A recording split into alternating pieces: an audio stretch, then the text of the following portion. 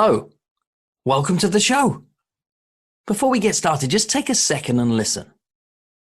Can you hear that? You see, where I'm not recording this season of Words with Friends from is I'm not recording it from a studio. I'm not recording it from my home office in New York City. In fact, I'm in the British countryside, in my cabin.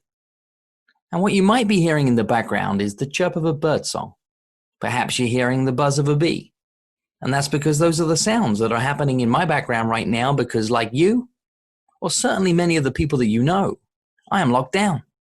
I'm not traveling. I'm not on the road speaking to large corporations, helping them to be able to influence change. I'm not teaching anybody exactly what to say in a workshop fashion. Instead, I'm here talking to you. In this season of Words with Friends, I want to help you with something that I think has been one of the most prolific experiences of my life. One of the things that has helped me more than any other thing to achieve various levels of success in a variety of different areas. You see, the thing that's helped me most is other people. You've probably heard it yourself before that your success is in direct correlation to the quantity of quality people that you hang out with. Through my life, I've got to know some brilliant people, like absolutely brilliant people. And many of those brilliant people I've been fortunate enough to get to know to a level that I now get to call those people friends. And in Words with Friends, my goal is to introduce a handful of those people to you. Introduce them to you and help you understand how some of their wisdom, their experience, their reality, and their current thought process could influence the way that you might be able to go about things, could influence your reality. If you're still at this point and you do not know who I am, my name is Phil Jones. I've been a serial entrepreneur since I was 14 years of age, built the variety of different businesses, and perhaps most famous for some of my written works, books like Exactly What to Say, Exactly How to Sell, and Exactly Where to Start. But in this show, it's a little different. Your opportunity is to be a fly on the wall with some of these conversations as I speak to some of the world's leading experts and authorities around a variety of different subjects.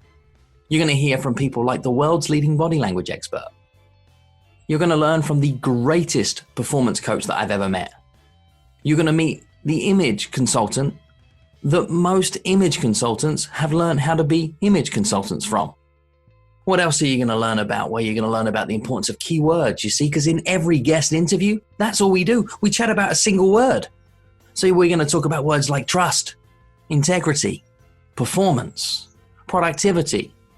We're even going to get to scenarios where we're going to talk about lying.